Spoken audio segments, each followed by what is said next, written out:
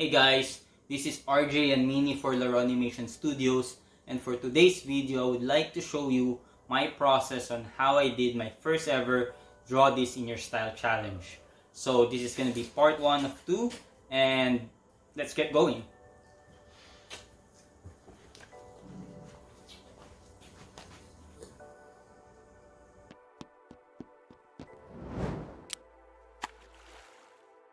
So for those who doesn't know what a DTYIS challenge is, it simply means draw this in your style. And there's a lot of it all across Instagram and other social platforms. For this challenge, I use Magdalena Dianova's art because I find her style really interesting.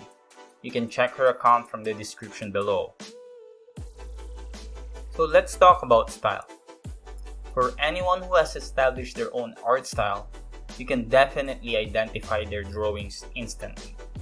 I follow a lot of artists whose art is very distinguishable, like Magdalena Dianova, Ethan Becker, Daniel Tortorici, and Derek Laufman, among others. However, some artists who are still figuring out their style just like me are going through the process of learning more and drawing more.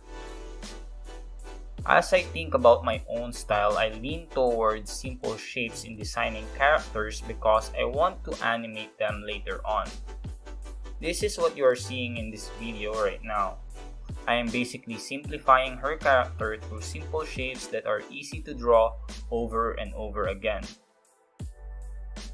In all honesty, her character is already simple, but it has a very strong appeal.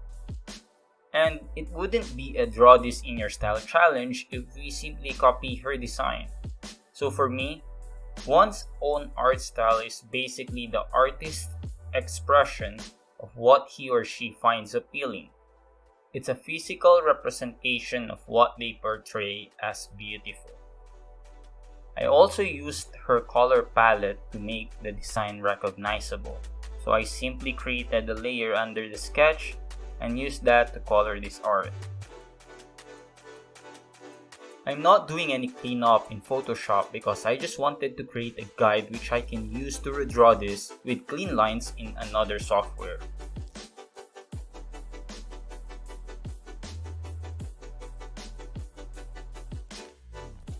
The software I'm using is Toon Harmony, and the reason I'm using this for the cleanup process is because I want to animate this portrait later on. Now you can use Adobe Animate or even After Effects for this one, but I'm more comfortable in using this software. The most basic and important step in my cleanup process for this character is separating each part on a different layer. We are doing this because we want to be able to animate each of these parts separately. I've already set up a template in Toon Harmony with different layers corresponding to each part of a human body, and you can find this in the description below. For this character, however, I am adding about 7 layers of hair because I want to be able to animate these strands separately. We are not doing a frame-by-frame animation for this simple portrait, rather a motion tween. I can show you how I go about doing a frame-by-frame animation on a later video. When cleaning up these lines, I am closing any gaps that I may have to be able to color it later on. I am also using the pencil tool in this software so I can adjust the vector as easily as I could if needed. This can be a quite tedious process, but it will all be worth it at the end.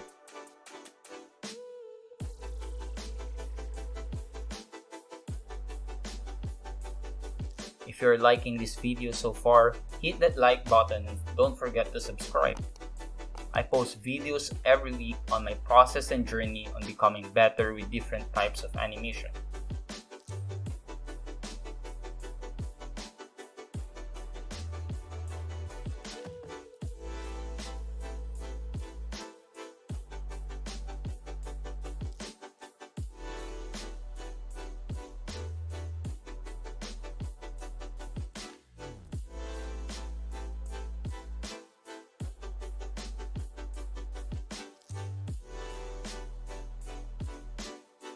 Using the Photoshop file, I created the color palette in Toon Boom Harmony and named each palette with their corresponding parts so that I know exactly what color goes to where. Simple setup like this can eliminate the thinking process during your work and let you stay on the flow of working through it and enjoy it even more. Again, we are coloring this in their own respective layers.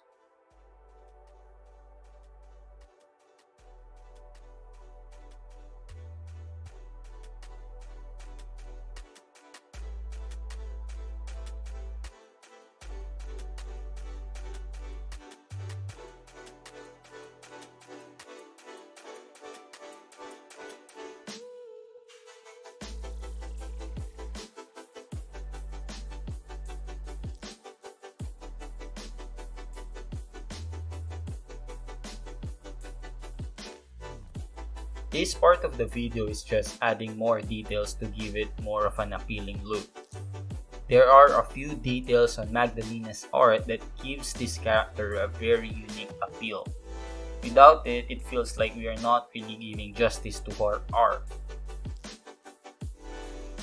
As we approach the end of this video, I'll invite you to stay tuned to part 2 where I show you how I go about animating this portrait in Toon Boom Harmony.